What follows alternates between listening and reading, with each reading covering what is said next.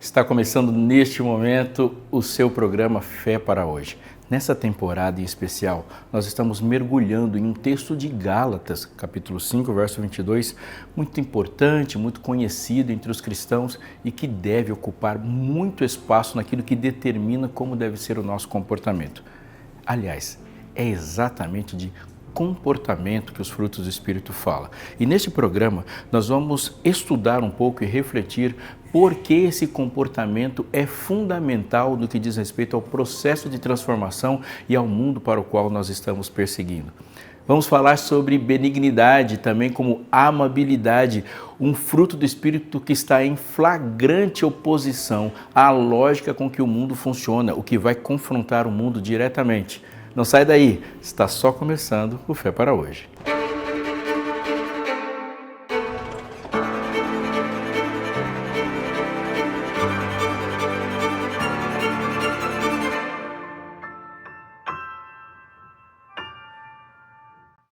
Já estamos no ar e como é bom poder ter a certeza da sua companhia. Essa programação que você está assistindo aqui, como outras também, só está acontecendo, só é possível por causa dos nossos amigos, os Anjos da Esperança. Quem são? Você pode perguntar.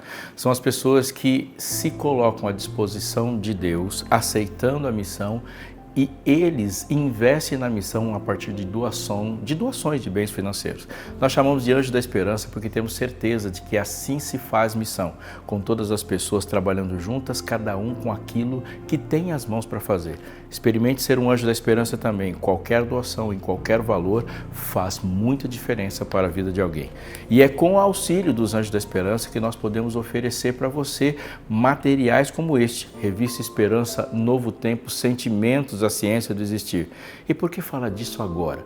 Porque é o assunto do momento. E eu tenho certeza que se você não está enfrentando circunstâncias como ansiedade, como depressão ou outras coisas que nos afetam naquilo que tem de importante na vida humana, que é as nossas emoções, são os nossos sentimentos, você está lidando com alguém assim.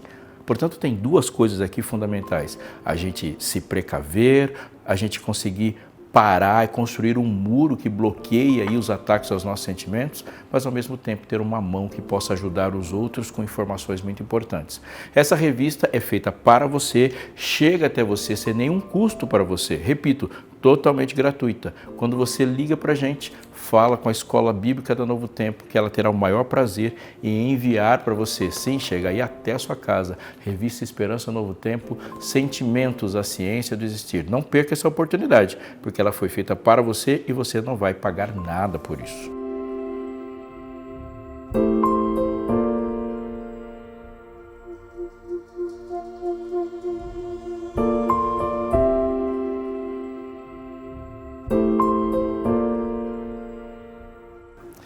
Você conhece alguém que você bate o olho, convive, ouve falar, trabalha talvez ou estuda junto, que não tem como disfarçar, ele se destaca pela inteligência.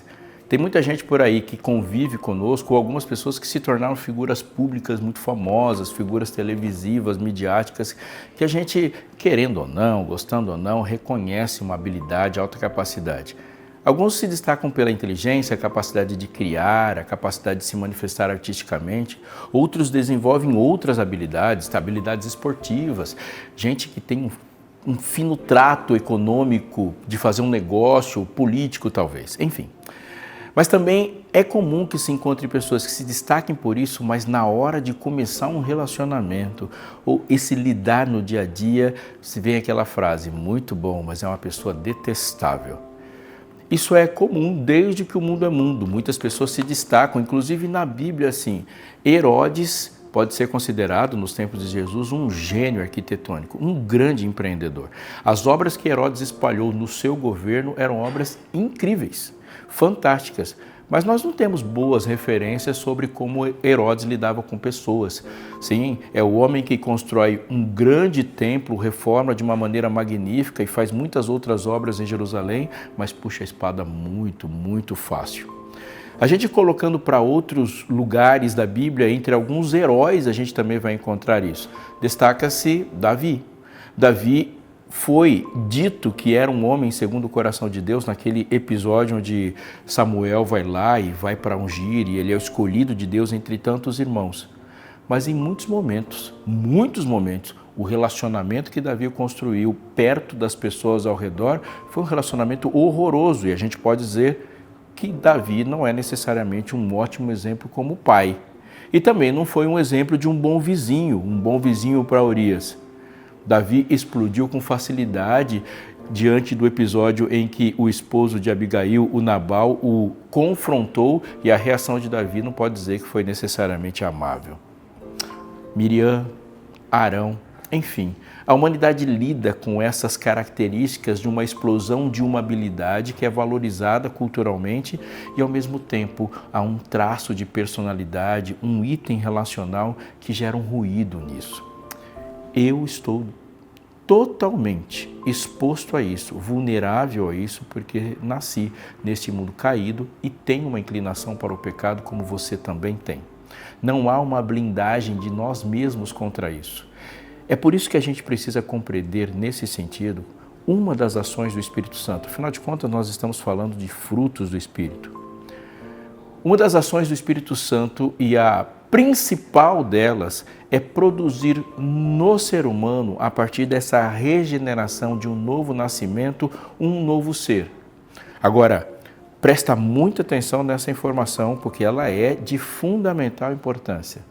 Quando o Espírito Santo te toca, é aceito por você no centro de comando da sua vida, que nós usamos a expressão coração para falar, e ele não faz de você um você mesmo melhorado.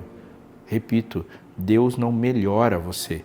Ele não faz um Robson ruim virar um Robson bom, um Pedro ruim, Pedro bom. Não. Quando Jesus estava conversando com Nicodemos e falando sobre essa obra de nascer de novo, ele diz exatamente essa, nascer de novo. Mas quando Nicodemos nasceu de novo, ele não nasceu um novo Nicodemos. Ele nasce um reflexo de Cristo. Portanto, quando você canta o hino Quebra a Minha Vida e faz-a de novo, ele vai fazer de novo tudo e faz de você uma versão de Cristo que se manifesta neste corpo mortal. Fundamentalmente com duas coisas.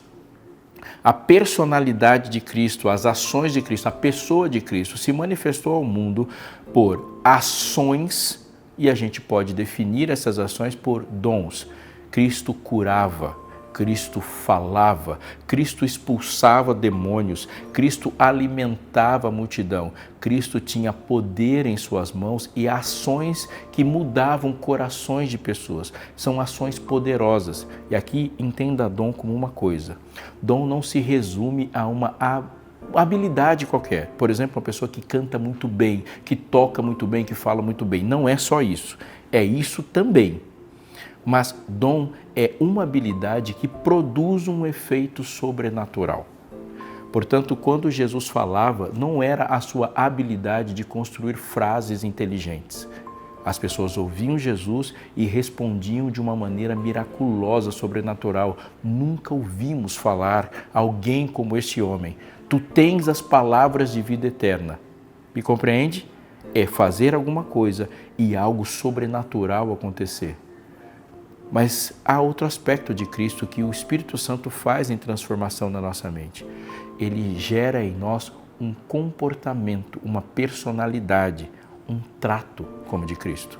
E como a Bíblia define isso? Da mesma forma que as ações de Cristo são os dons de Espírito, a personalidade de Cristo são os frutos do Espírito. Quais são os traços de personalidade de Cristo? Amor, alegria, paz, bondade, benignidade, fidelidade, mansidão, domínio próprio. Assim é Cristo, esses são seus traços de personalidade. E assim o Espírito Santo desenvolve em nós. E esses traços de personalidade estão em total oposição àquilo que o mundo constrói e para onde a carne se inclina.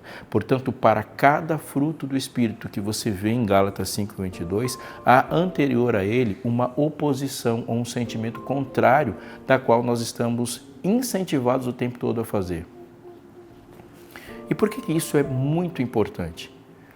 Porque os valores que Deus dá para aquilo que ele desenvolve, eles não estão negociando com os valores que o mundo traz. Por exemplo, para o mundo, ser inteligente é suficiente e as pessoas inteligentes recebem seus aplausos do mundo a despeito dos seus traços de caráter, de personalidade, de amabilidade ou como as pessoas ficam sentindo depois que elas passam por elas. Para o mundo, essa habilidade de conquistar, de fazer, de criar é suficiente.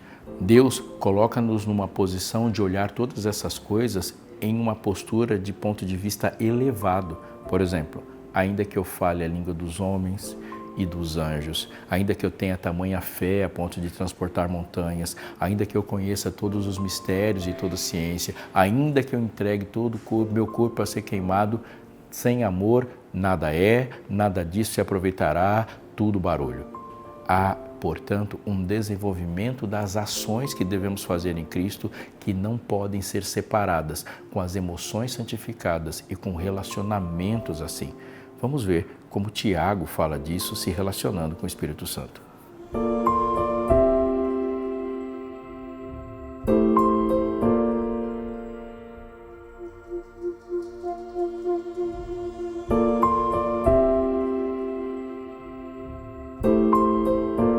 Na Epístola de Tiago, conforme eu disse no capítulo 3, leio com você o verso 13 em diante, Tiago faz uma análise fina da posição humana, do comportamento humano e do comportamento social humano. Olha só, escuta o que ele diz. Quem entre vós é sábio e inteligente? Mostre as suas obras em mansidão de sabedoria, mediante a sua boa conduta.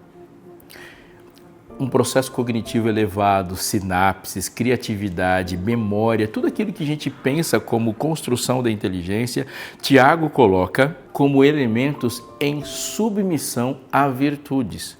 Alguém de vocês é sábio e inteligente? Então essa inteligência deve aparecer em mansidão de sabedoria, mediante a sua boa conduta. Ele diz, a boa conduta é, portanto, superior às boas ideias. E uma ideia só pode ser considerada boa se ela estiver associada a uma boa conduta. Ele não para por aí. Se, pelo contrário, ele diz, vocês têm em seu coração inveja amargurada e sentimento de rivalidade, não se gloriem disso, nem mintam contra a verdade. Essa não é a sabedoria que vem lá do alto, que desce do alto, ele diz. Pelo contrário, é terrena, animal e demoníaca. O que ele está dizendo é que ideias que dividem não são boas ideias a despeito de como elas são classificadas. O que ele diz que ideias que não incluem não são boas ideias a despeito de como elas são classificadas ou como elas são elaboradas ou o nível de complexidade que alguém deu para ela. O que ele diz que a inteligência que Deus dá, aquela que vem do alto, tem características comportamentais que estão associadas e diretamente relacionadas ao fruto do Espírito. Note como ele cita coisas aqui que Paulo vai citar também. Logo no capítulo 3, verso 13, ele diz mansidão, e depois ele vai dizer de boa conduta, ou seja, domínio próprio, e aí ele vai dizer contra inveja, contra rivalidade, e diga não fique feliz com isso, não se glorie, não se orgulhe disso. Há uma oposição ao fruto do Espírito, aqui eu destaco uma coisa. O oposto, o contrário à benignidade, também podemos falar de amabilidade, é a inveja. Amigo, atente para o que eu vou te dizer, porque isso é muito importante. Você está lidando com isso do lado de dentro e do lado de fora. Temos que combater a inveja dentro de nós e combater a inveja ao redor ou diante de nós. A inveja é um desejo profundo, complexo, com alta capacidade de se camuflar e se esconder pelo insucesso do outro. Ela não se conforma, ela não fica feliz ao perceber outras pessoas progredindo, adquirindo, se aperfeiçoando ou sendo beneficiadas de alguma forma. A inveja é o desejo de um egoísmo competitivo. C.S. Lewis usa essa expressão e de forma maravilhosa. Como que é o orgulho competitivo? A posição de alguém é determinada pela inferiorização do outro. O invejoso não deseja evoluir, ele não deseja crescer, aperfeiçoar e se tornar uma pessoa melhor. Ele se contenta em ser melhor que outra pessoa. E quando ele não dá um passo para cima, ele vai se esforçar para que alguém dê um passo para baixo, ou vai se alegrar com isso, para que a sua posição de superioridade sempre seja mantida. O orgulho competitivo não deseja ter um carro. O orgulhoso competitivo que tem inveja, ele deseja ter o melhor carro. Portanto, se alguém tiver a pé e ele tiver com uma carroça, ele já está satisfeito na sua inveja. O orgulhoso competitivo que se manifesta em inveja, ele não deseja estar bonito, ele deseja ser o mais bonito. Portanto, ele pode compartilhar a feiura de todo mundo desde que outros pareçam horripilantes. A inveja, produto de um orgulho competitivo, quando toma conta de um grupo social, ele destrói todo mundo e o fim disso é a degradação completa, porque as pessoas não estão crescendo, elas não estão aperfeiçoando, elas estão simplesmente querendo estar melhor que outras. Aqui, Tiago está dizendo, se isso aparecer, pode ter certeza, esse tipo de sentimento, esse tipo de postura é terrena, portanto, ela não é celestial, ela está em oposição com as coisas de Deus, ela é animal, portanto, ela não é racional, ela está em oposição à atitude ou à postura, o status de ser humano como imagem de Deus, e ela é demoníaca no sentido que ela é o mal em essência e leva qualquer grupo ou qualquer família, qualquer pessoa que cede a isso à destruição. Antes de concluir o argumento, ele diz: pois onde há inveja e rivalidade, ali há confusão e toda espécie de coisas ruins. E agora ele coloca uma oposição. O que é de verdade? Qual é o comportamento real que se espera? Mas a sabedoria lá do alto é primeiramente pura, depois pacífica. E olha como ele desenvolve: gentil, amigável, cheia de misericórdia e de bons frutos, imparcial, sem fingimento. E a conclusão do verso 18 é: ora, é em paz que se semeia o fruto da justiça para os que promovem a paz. Que conclusão tremenda! Ele define sabedoria como um traço de comportamento. A sabedoria não se desliga de outro e como o outro se sente, mas ele diz que o processo para construir justiça é tão virtuoso quanto a conclusão do processo. A justiça se constrói em paz, portanto, a semente traz a gene e traz a genética da planta que se quer trazer, que se quer ter. Isso é muito, muito importante. Por que isso, para nós que somos súditos do reino, deve estar na superfície dos nossos pensamentos e devemos pensar nisso o tempo todo, meditar e mais do que isso, clamar a Deus para que isso seja desenvolvido em nós? Porque a amabilidade, ela é uma característica da identidade de quem pertence ao reino. Olha só, Paulo, fazendo a lista dos frutos do Espírito, diz que fruto do Espírito é amor, alegria, paz, coloca lá benignidade, amabilidade. Quando o salmista vai falar do seu Deus e como ele conhece esse Deus, ele diz: amai o Senhor, adorai o Senhor, porque a sua amabilidade, a sua benignidade, a sua bondade dura para sempre. Se dura para sempre, é porque Deus não tem amabilidade, ele é assim.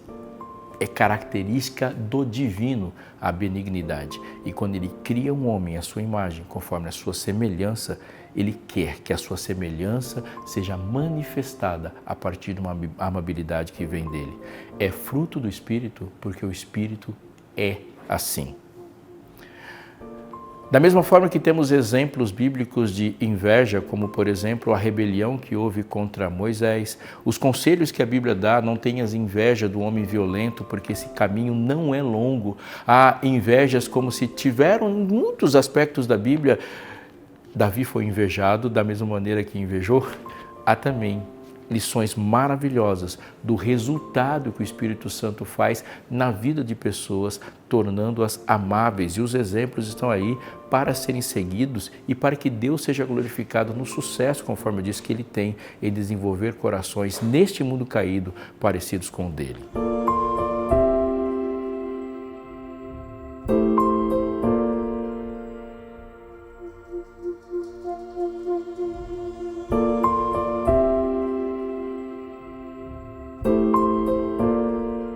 Falei de Davi como alguém que em alguns momentos não foi um exemplo de bons relacionamentos. Mas a glória de Deus se manifesta numa vida de Davi, porque em muitos momentos, e a soma da sua vida é a soma das vitórias de Deus no coração dele. E por que esse exemplo é importante? Porque em Davi nos encontramos, somos falhos, todos nós. Como trajetória, olhando para trás, você vai perceber, e é fácil de perceber, que como profissional, você falhou em muitos momentos. Eu também, todos fazemos assim.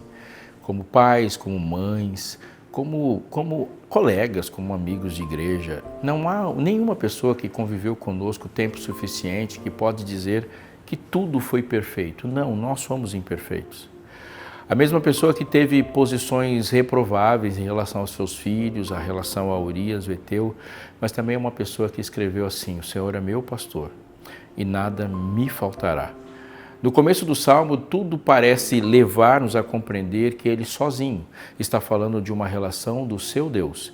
E ele está feliz porque ele sabe atestar o cuidado que o seu Deus tem com ele. E por quase aproximadamente 10 vezes, 12 vezes, ele vai falar: o Senhor é meu pastor, nada me faltará, ele me faz, ele não está falando de você ainda. Ele me leva para pastos verdejantes, ele prepara-me uma mesa e ele termina: bondade e misericórdia me seguirão todos os dias da minha vida e habitarei na casa do Senhor por todo sempre. Agora pare um pouquinho. Mesmo que apressadamente ele esteja dizendo que a bondade e a misericórdia me seguirão e a gente pense que essa bondade e misericórdia é a bondade de Deus para com ele, escuta Davi mais um pouco, que ele não está dizendo isso. Ele diz no final do Salmo que toda a bondade de Deus e a misericórdia de Deus manifestada por ele, agora será manifestada através dele para outro. Bondade e misericórdia certamente me seguirão todos os dias da minha vida. Ou seja, ele está dizendo: serei bondoso, serei misericordioso todos os dias da minha vida, em resposta ao cuidado do pastor. Você já viu aqui um episódio inteiro sobre isso, mas convém lembrar. Preparas-me uma mesa perante mim, na presença dos meus inimigos, unge minha cabeça com óleo, meu cálice transborda. É uma descrição de uma corte, uma mesa real, o ungir do óleo, como era comum de almoços ou refeições diante de uma corte real. Todas as pessoas que comiam na corte comiam perfumadas. Isso é ungir com óleo. E está ali, e há um adversário que vê a vitória do Senhor sobre qualquer coração. Mas se você estudar a história de Davi, você vai perceber que ele foi inimigo de Saul e Saul colocou toda a máquina do Estado contra ele. Daí Saul teve aquele fim trágico, Davi assume vitorioso como rei, como Deus o escolheu. E numa vida normal de seres humanos, há que se eliminar qualquer tipo de legitimidade de qualquer parente que de forma hereditária poderia herdar o reino.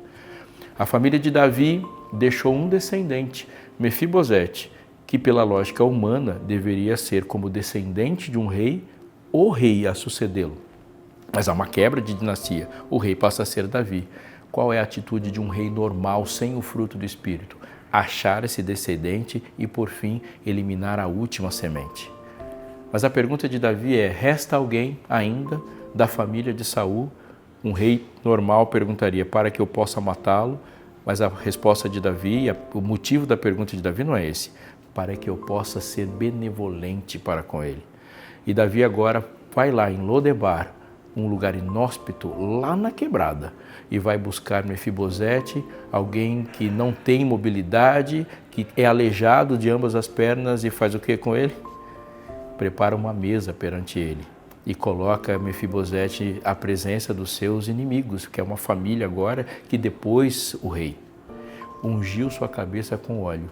E ele habitou na casa de Saul e comeu à mesa do rei por longos dias. Benignidade do Senhor para com Davi fez de Davi uma pessoa benigna para com Mefibosete. Esse é o efeito da amabilidade. Quando nós olhamos para Davi, podemos pensar assim: mas eu não sou rei. Eu não tenho poder de agir sobre todas as pessoas e dar para elas aquilo que o meu coração deseja. E aqui há uma coisa muito importante sobre este texto de Gálatas capítulo 5, verso 22. Não é possível confirmar uma bondade sem que essa bondade seja sentida. Bondade se manifesta em uma ação. Todas as pessoas bondosas que você conhece, você vai afirmar que elas são bondosas citando coisas que elas fizeram. Bondade não só se verbaliza.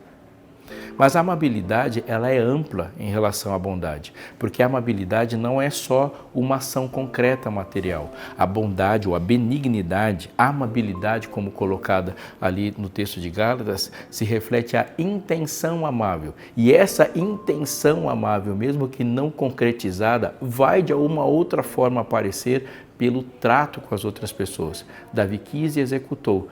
Mas também há outros exemplos da Bíblia de pessoas que se manifestaram assim. Eu não poderia terminar sem falar de um grande exemplo. Para mim é o favorito. A primeira viagem missionária de Paulo foi toda organizada por um homem chamado Barnabé. Benigno. Ele é um encorajador. Todas as vezes que você vê Barnabé no livro de Atos, ele está fazendo bem para alguém, falando palavras de encorajamento para alguém, incluindo alguém. Ele ensina Paulo a viajar, ele promove a viagem, é ele que leva Paulo e apresenta para a igreja, esforça-se para que Paulo seja aceito. Quando Paulo está longe, ele sente a ausência de Paulo e vai buscar Paulo. Amável, benigno, assim é Barnabé. Um episódio marca a história deles, é quando Paulo e Barnabé têm uma desavença muito forte, porque Paulo é intolerante em relação a Marcos, que teve uma experiência com ele que o desagradou muito na primeira viagem missionária, e agora Paulo não quer levar Marcos na segunda viagem. Barnabé esforça fazendo por Marcos o que ele fez por Paulo, querendo que Marcos seja assim incluído e que a ele dê uma nova chance. Paulo machuca Marcos, como Marcos irrita Paulo. 2 Timóteo capítulo 4, há uma frase maravilhosa, e a frase é: traga-me João Marcos, ele me é útil. A relação e a expressão de Paulo em Timóteo 4 está toda relacionada ao fruto do Espírito que ele tanto falou. Ele diz: traga-me Marcos, ele é útil. Deixei um doente lá, pensa nele, reflete muito o que é Jesus para com todos. Lá na cruz, Jesus, numa indizível angústia, no maior de todos os sofrimentos, se move de maneira angustiante e dolorosa para falar: Pai, perdoa-lhes, porque eles não sabem o que fazem. Com as mãos e os pés atravessados, uma coroa que lhe perfura a cabeça nos espinhos, depois de açoites, ele ainda tem a preocupação de olhar para o pé da cruz e dizer: João, cuide da minha mãe. Eis aí teu filho. As preocupações dele é de olhar para o lado e ver alguém com uma fresta no coração, uma única oportunidade de ser salvo, e Jesus não perde a oportunidade. E quando ele carregava nos ombros os pecados da humanidade, ele olha para alguém do lado e fala: estarás comigo no paraíso. Isso é amabilidade. Paulo, um pouquinho antes da sua morte, se preocupa com o doente e diz: cuide dele. Se preocupa com a obra e diz: se esforce para que a missão seja de fato. Ele diz: se esforce para que a missão seja de fato concluída. Ele pensa em todos, ele não vê como ele uma prioridade mesmo no momento de sofrimento, mas as outras pessoas devem ser cuidadas. A minha oração hoje e a sua deve ser esta: Senhor, me faça amável. Senhor, que as minhas experiências na vida desenvolvam em mim a amabilidade e todas as pessoas que se aproximarem de mim ou eu me aproximando delas tenham a sua vida multiplicada, para que o fruto do Espírito exalte aquele que fez frutificar a obra de Deus em Cristo Jesus passando por nós. Eu te espero no próximo Fé para Hoje.